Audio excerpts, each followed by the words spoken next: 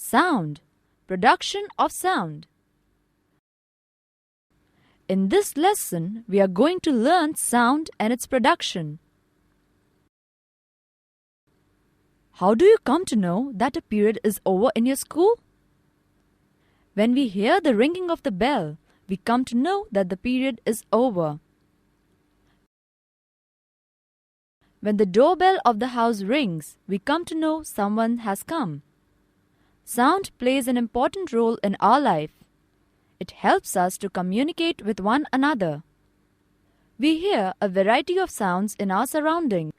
In the music room of your school, we hear the sounds made by the musical instruments like flute, tabla, harmonium.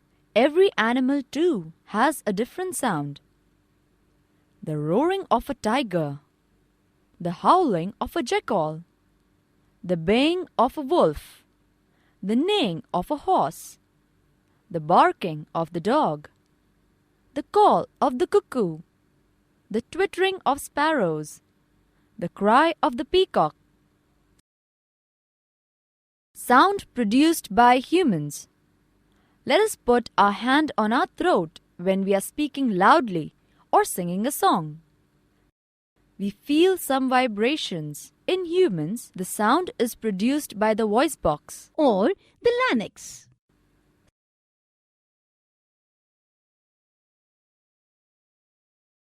Sound is produced by a vibrating body. Activity. Take a rubber band. Put it around the longer side of a pencil box. Insert 2 pencils between the box and the stretched rubber. Now, plug the rubber band somewhere in the middle. We can hear vibrating sound. When the strings of a sitar are plugged, we hear the musical notes.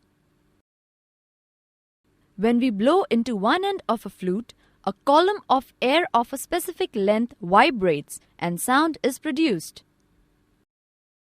Activity. Tie a weight to one end of a fine string and hang it from a support. This is the pendulum. Allow the string to come to rest vertically in the position PA. Now, pull the end A aside to the position C and let go of it. The pendulum swings from C through A to B and back through A to C. This motion is one swing or oscillation of the pendulum.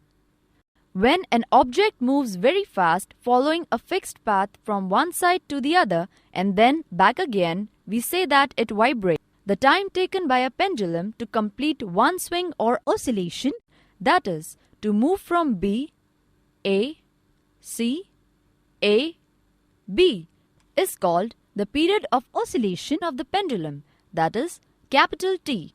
The period of oscillation is measured in seconds. The number of oscillations that an object completes in 1 second is called the frequency of vibration, small n, of the object. Thus, frequency n is equal to 1 upon period of oscillation, capital T. The frequency unit is per second. The period of oscillation, capital T, depends upon the length of the pendulum. If the length of the pendulum is increased, the period also increases. Amplitude of oscillation. The maximum distance that the pendulum moves away from its position at rest is called the amplitude of oscillation. A vibrating object vibrates within the limits of the amplitude of oscillation. Whatever the amplitude, the frequency remains the same. As amplitude is a distance, it is measured in meters or centimeters. Audible and inaudible sounds. We have learned that vibration of the source is necessary for sound to be produced. The human ear cannot hear a sound of frequency less than about 20 vibrations per second, that is, 20 Hz. It means we can hear sounds of frequencies between 20 Hz and 20,000 Hz.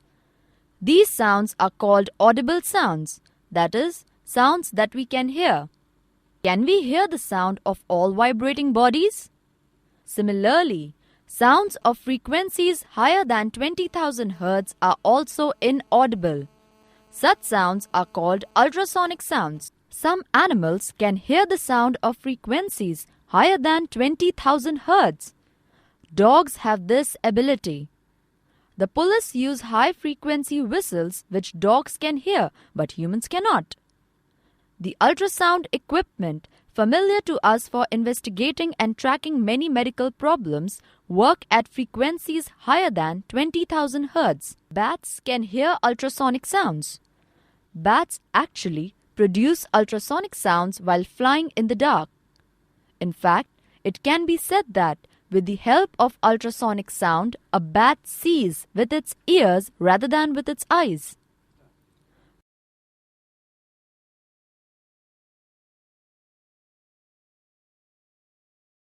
The radar system, too, tells the position of objects by getting the waves it produces reflected from the targets in front.